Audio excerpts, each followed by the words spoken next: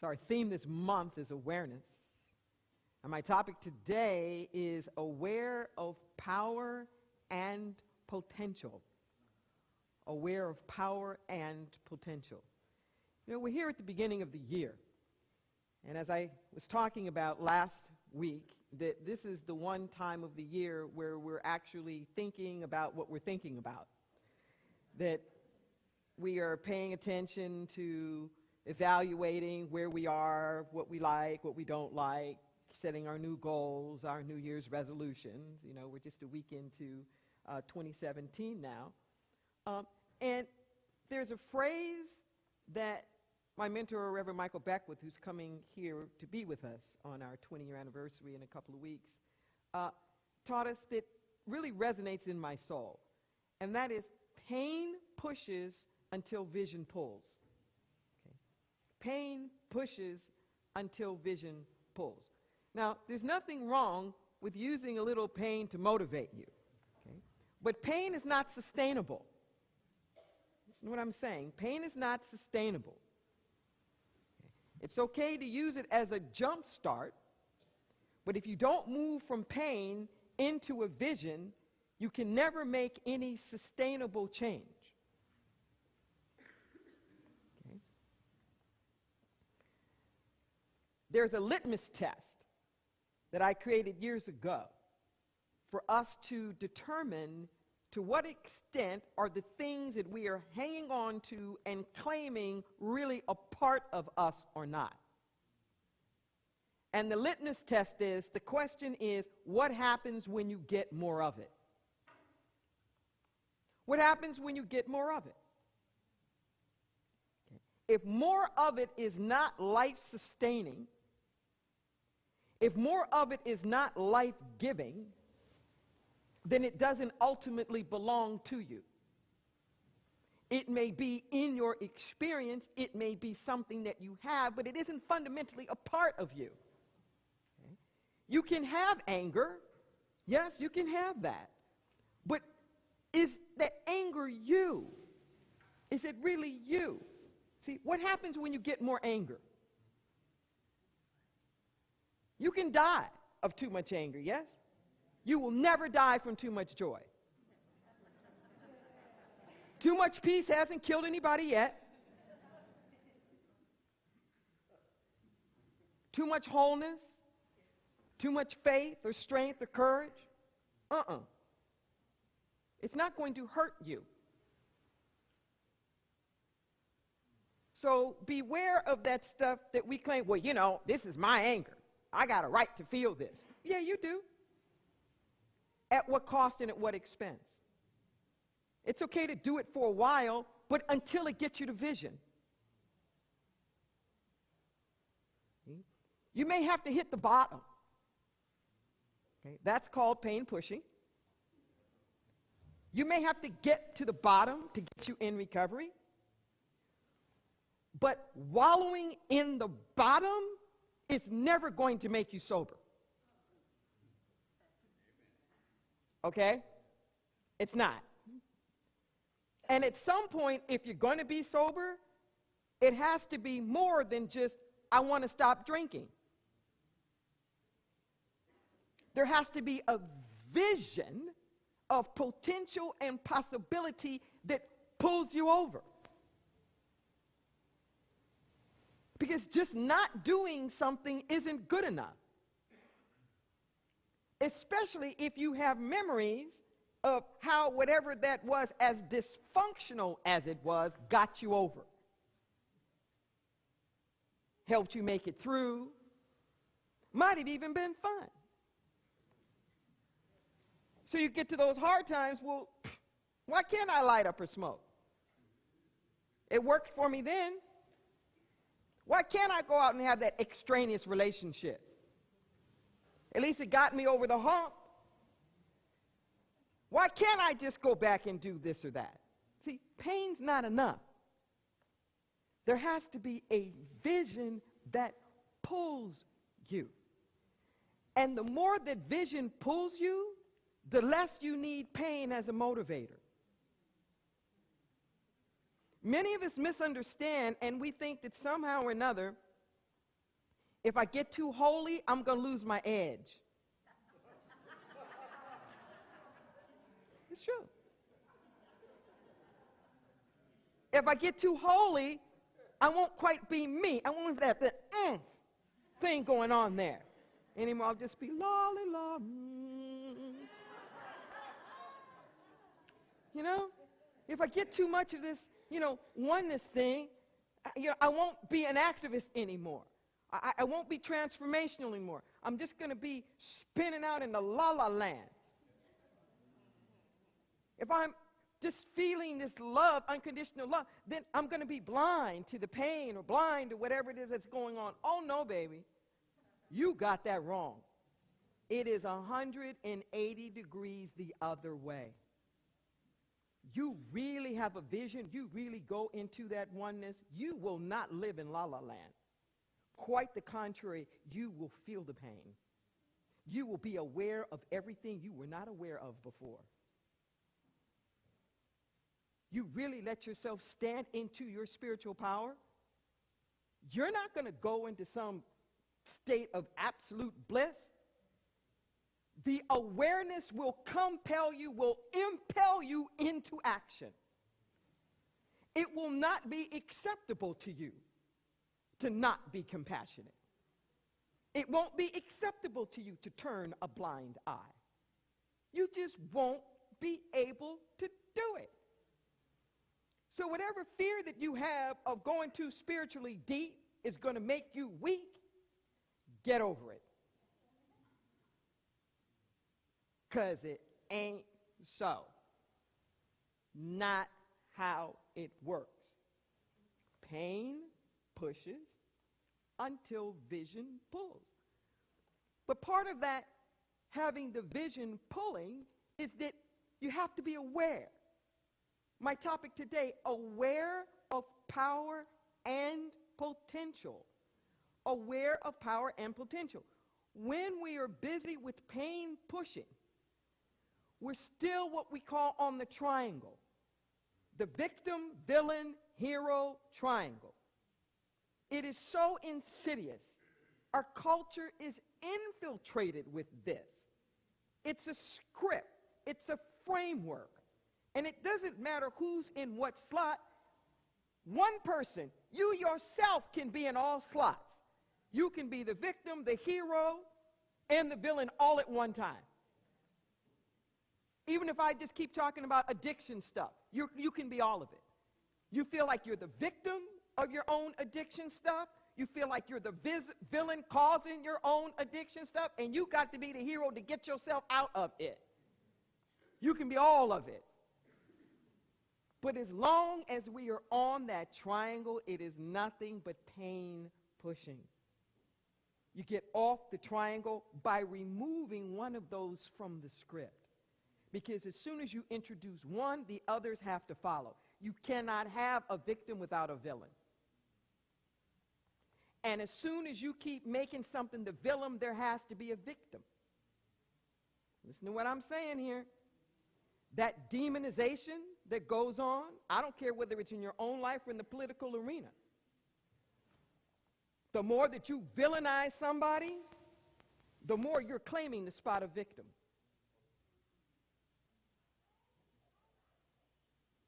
The more you're villainizing, the more you're claiming the spot of victim. I'm not saying don't speak out. That's not what I'm saying. But when we are strictly coming from that point of the victim, and strictly coming from that standpoint of somebody is just the villain, then they're not part of our wholeness equation. They're not a part of our inclusion. They're not part of the vision that we have of a world that works for everybody. We're putting ourselves up on some kind of pedestal. Listen to what I'm saying. We're putting ourselves on some kind of pedestal. Okay? And then we're looking down at these folks. Now, we may think we're down here looking up at them. Oh, what are they going to do?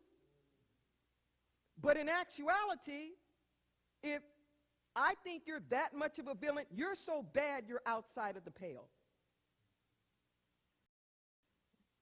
Inclusion is tough. Oneness is tough. I can hear Martin Luther King in my head now. His birthday is next weekend. He says, everybody wants to live long. I want to live a long life. He said, but if my physical death will save my children and my white brothers from a permanent psychological death, then I can think of no other act that would be more redemptive. If my physical death is going to save my children and my white brothers and sisters from a permanent psychological death, then my physical death is worth it.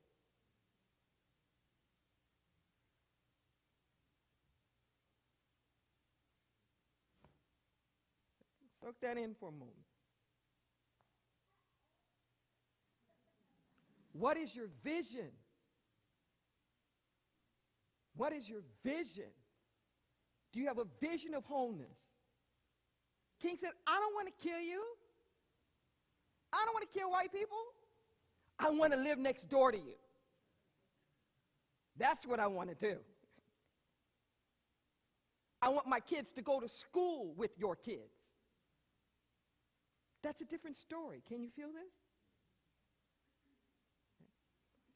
It doesn't mean that we don't get victimized by things. I'm talking about the identity of a victim. It's not that people don't act in certain ways, but if we hold that in consciousness that that's who they are, then there's no transformation. Then we miss our opportunities for power and potential. I was mentioning a couple of weeks ago, and I know you're not going to believe me, so check it out on YouTube. Van Jones and Newt Gingrich have teamed up together. And they have formed an organization called Cut 50, which is about cutting the prison population by 50% by a certain time frame. And to hear Newt Gingrich talk about white privilege, to hear him talk about the police system and what it's like for black mothers, unbelievable. Unbelievable. Now, do they agree on all issues? I don't think so.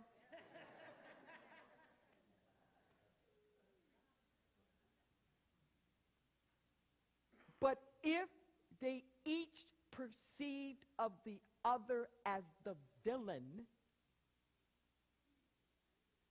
they would have missed this opportunity to team up and work together. Do you hear what I'm saying? If they got stuck on the sense that you're being on the opposite side of most political ideas than I am on, means you're a villain always trying to victimize me, I'm not aware of the power and the potential that we have for a shared vision. Pain pushes until vision pulls.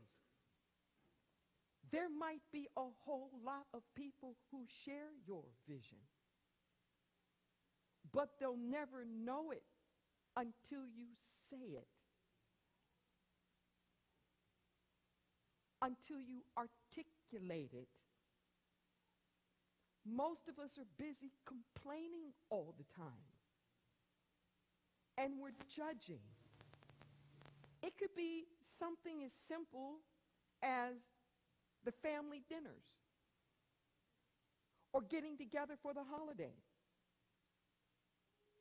My family argues. No, they used to argue.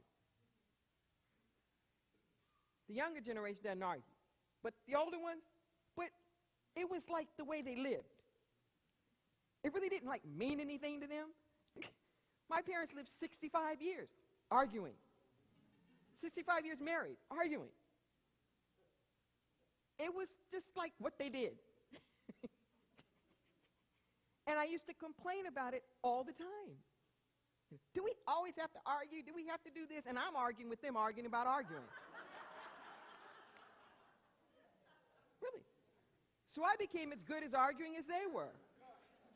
But can you feel my arguing with them about arguing was more arguing? And it wasn't until I started putting forth another vision. Can we talk about blip? Can we talk about the wonderful thing, my nephew's doing? Can we talk about what's happening in the neighborhood and this redevelopment thing? Can we talk about this? Can we talk about that? Or, you know what? Hey, I really appreciate you. I really do. Because of whatever. We can change the discourse. You can change the conversation when you start becoming aware of power and potential. We are powerful beyond our wildest imagination. We are powerful beyond our wildest imagination. We are taking our precious energy and we are squandering it, using it on stuff we don't even want. Because that's what keeps occupying our attention. You don't get what you pray for, you get what you give your attention to. Give the things you want your attention. Think about this now. Particularly in this political arena and climate. How much talk is about what we don't want? How much talk is about villainizing? Now is the time for vision. Put forth the vision. For example, I know one of the things that is on a lot of people's mind, particularly here in California, is the whole notion of a mass deportation. Yes? Mass deportation. Okay.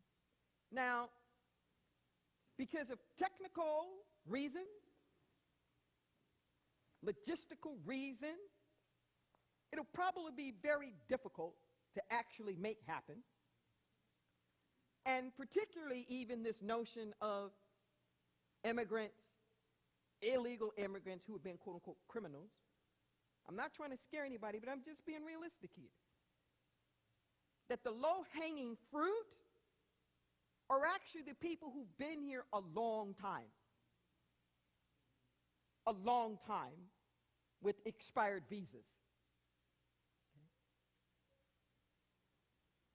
And as a society, they are probably the people we want to deport the least. Are you with me? Yes, true? Pain pushes until vision pulls. Aware of our power and our potential. There's the letter of the law and there's the spirit of the law.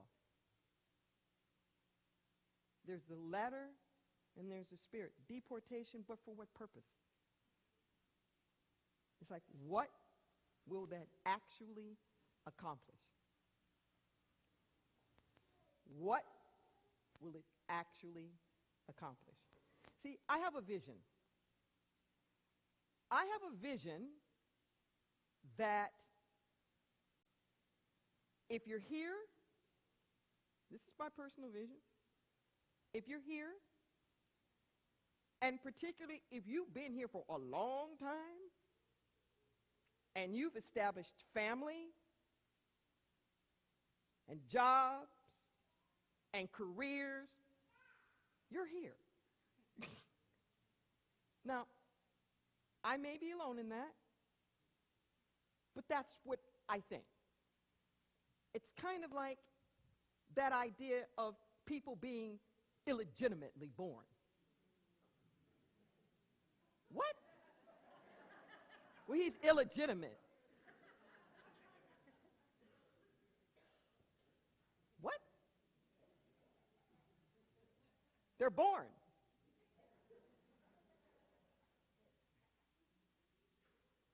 And to a certain extent, it almost doesn't make that much difference how you got here, does it? When you're looking at all these people around here, are you worried about how you got birth? I'm not saying that we don't need border control or we don't need immigration policies to know who's coming in and out. That's not what I'm saying. What I am saying is that if you've been here 5, 10, 12, 15 years and you were a terrorist, you'd already done something by now. You know what I mean? I'm not afraid of you. I'm not afraid of you. And quiet is kept. Whatever job you have, if you were deported, it wouldn't create a job for all these folks that don't have jobs. It wouldn't. It would not solve their problems. My personal opinion. So I have a vision. And I'm very consistent with this. It's the same vision that I had around marriage equality. People have relationships. People weren't asking permission to get married. Just like people didn't necessarily ask permission to come here or to stay here.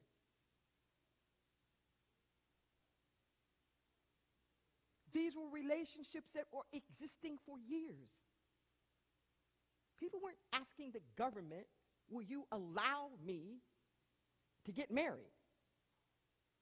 They were saying, when are you going to wake up, smell the coffee, and realize the relationship that I have is just as much of a marriage as anybody else's? That was the issue. And it's very similar. When are you going to wake up, smell the coffee, and realize these folks who are here are actually just as much of a citizen as the rest of us?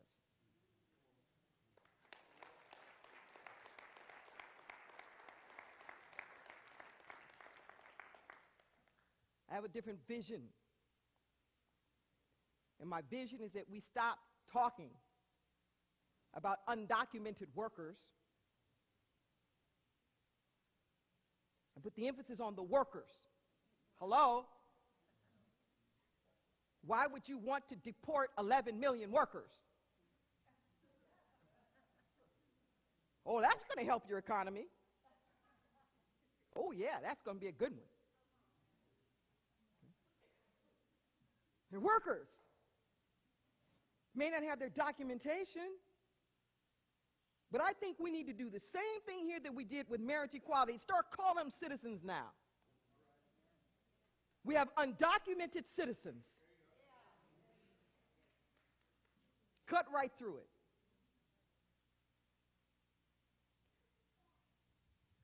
But that means those of us who are citizens have to share that. Listen to what I'm saying. Just like in order to really get marriage equality, there had to be enough people who had traditional marriages to say, this doesn't threaten me.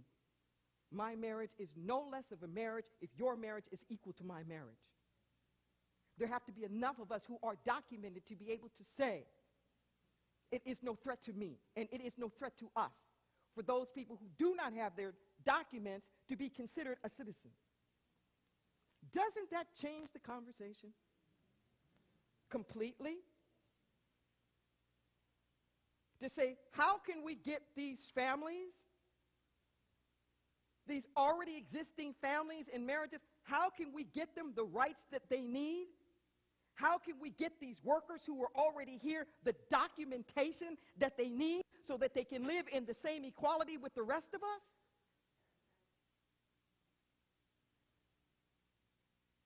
That's a different conversation. So what if we weren't just running around talking about who's going to deport whom and started putting forth some visions of a society that's big enough for all of us?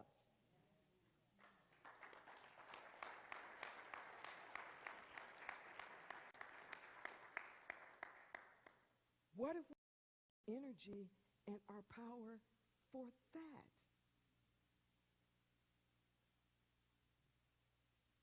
Aware of power and potential. Now is not the time for fear. It's just not. Now is not the time to acquiesce. Now is the time to recommit, not retreat. Now is the time to recommit, not retreat. You put forth a vision and let it fly. You may find some of the most unlikely people in the world are actually sharing your same vision and wanting to go in the same direction in which you're willing to go. But are you willing to not feel victimized enough to get there? Take a breath. Are you willing to be aware of your power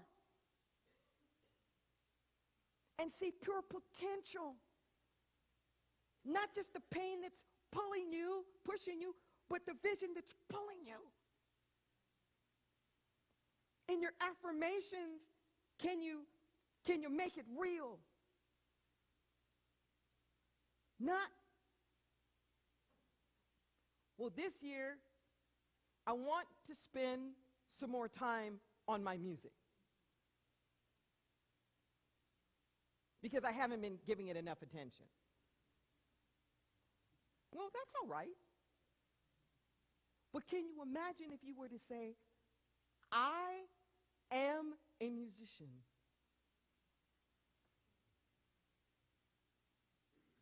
I am a musician. And every day, music is pouring forth out of me.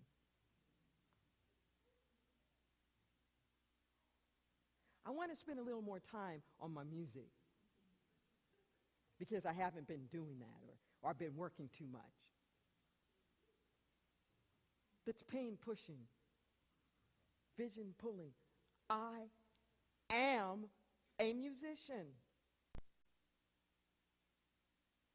And every day, music is pouring forth out of me. I remember a conversation I had years ago. I was talking to a client, it was a spiritual counseling session, and I said, are you an artist? And she said, well, I don't have any, shows or exhibits around. I said, I didn't ask you about shows or exhibits. I said, are you an artist? Well, I haven't really made any money at the... I said, I didn't ask you about making money. I asked you, are you an artist? And it took like 3 or 4 times asking that question before she finally just said, yes. I said, so why are you clouding that up with all of this other stuff? Because the moment you stand in, I am an artist, then all of this other stuff will fall into place. Are you with me? The pain moving from that, well, gee, I can't make a living, and I can't have any time for my art because I got to do this and I got to do that. And of course, now she pays. She's an artist. I am an artist. Whatever that is. I am a loving being. I am in loving relationships now. Not, well, I think this is going to be my year to maybe kind of sort of get in a relationship, God, if you're willing. Or I'm going to lose this weight so I can get in this relationship, or I'm going to get the kids out of the house so I... No prerequisites. No if, and then this is going to happen. Now. Vision has to be now. Vision has to be, I don't care who's in the White House. I don't even care who's in my house.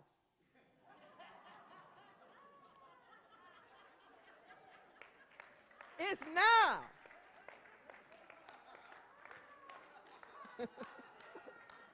That is funny.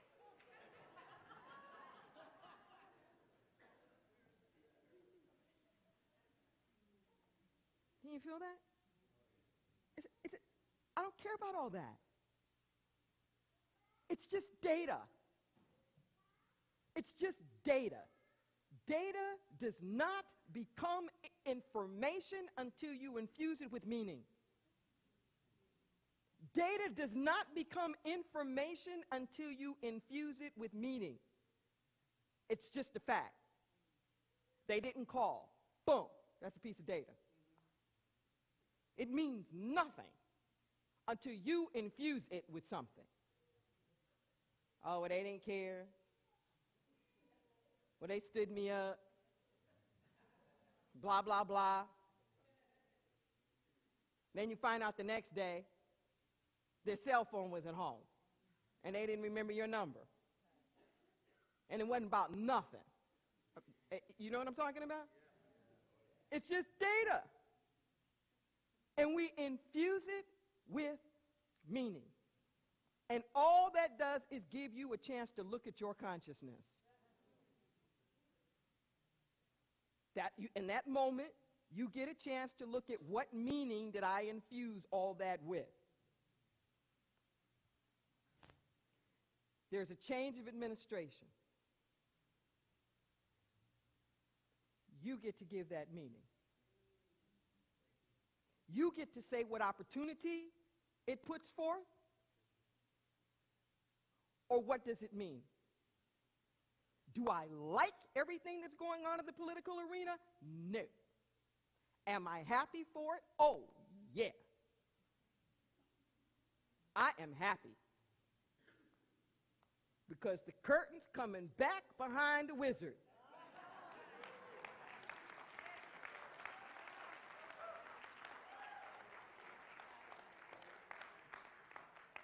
Curtains pulled back, baby. Dorothy and Toto and everybody's figuring out you had it with you all along. All the courage and heart and smart and brains and whatnot that you need to make it back home, you already have.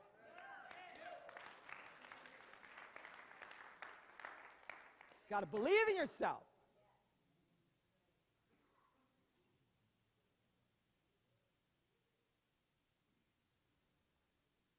It's an extraordinary time. Aware of power and potential. What you were looking for, you are looking with. You already have it. It's already you. All the love you will ever have, all the power you will ever have, all the creativity you will ever have, everything that you will ever have or be is already in you, waiting to be activated. You cannot get it outside. You can't have somebody else's joy. You can't have somebody else's faith or power or peace or courage. It's already in you. We just have to dare to see it. We have to dare to see it and to claim it as who we are. It's got to not matter to you anymore. I'm telling you what I know. All of a sudden now I'm getting visions of the prison. Been doing prison work for 16 and a half years, going deep inside the prison. And for whatever reason, it's been all men's prisons. And there's one particular one that we're at quite often, Pleasant Valley State Prison. And some of you met some of the ex-lifers that we have worked with. And it's there that I really got it. That I really, really got it. What it means to be able to see your power and your potential. Particularly from these lifers who thought they were never going to get out. And it reminds me of Frankel's Man's Search for Meaning, about the concentration camps. Like, how do you find a reason to keep getting up every day? How do you do this? And you know this program that we do there called the Impact Program? Extraordinary program. It was started by lifers. Lifers came to us, a dozen of them. Black, white, Latino, said, we want to put together this program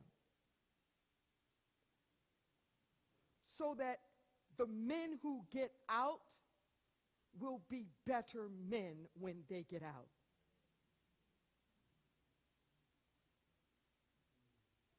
And I said, you want to help the men who are going to get out?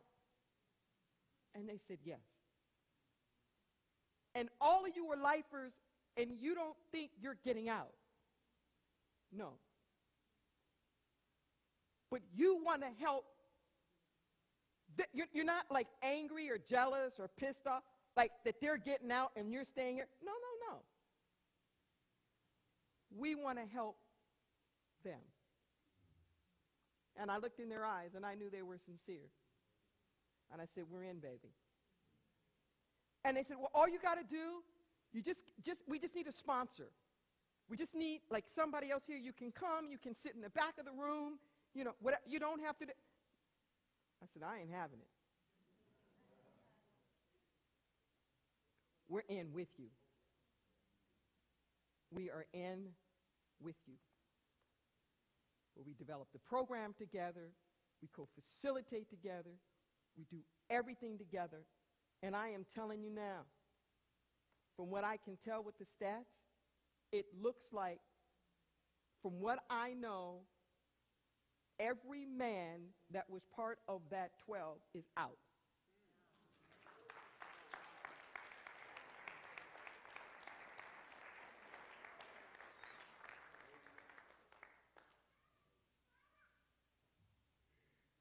I'm talking about vision. I'm talking about power. I'm talking about potential. In fact, the TEDx Talk Berkeley that I did in February, that's on YouTube, was inspired by them. That talk on forgiveness. Particularly Paul's, when he got inspired by Nelson Mandela, that freedom and anger cannot occupy the same space. You lose your power. And you lose your potential. So I declare that now is a good time. That now is an extraordinary moment. Not only in your own life, but an extraordinary moment in history, and an extraordinary moment in human evolutionary consciousness. If we will dare to come up a little higher. If we will dare to speak power into truth. If we will dare to have visions that we can articulate. If we will dare to move beyond just pain, pushing, and allowing vision to pull. If we dare to be open to collaboration and partnering with all kinds of people, regardless of whether we agree on everything or not. If we're willing to stop putting all of our creativity on the chopping block of other people's value before we value it.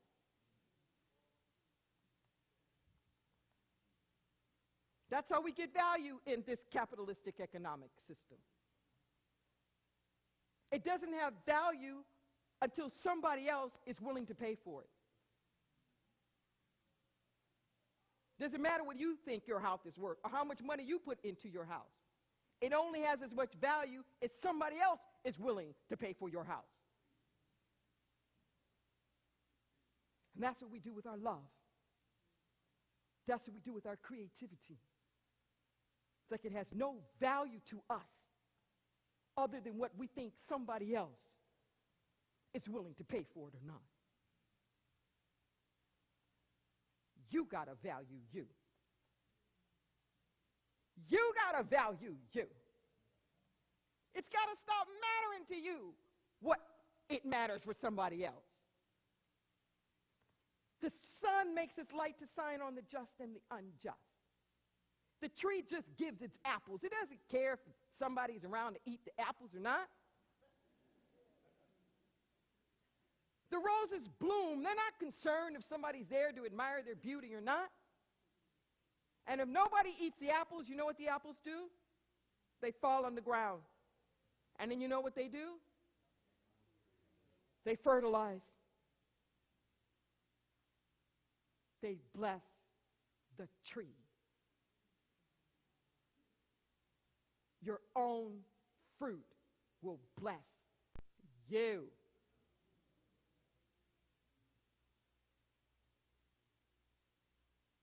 Give because you have to. Let's pray.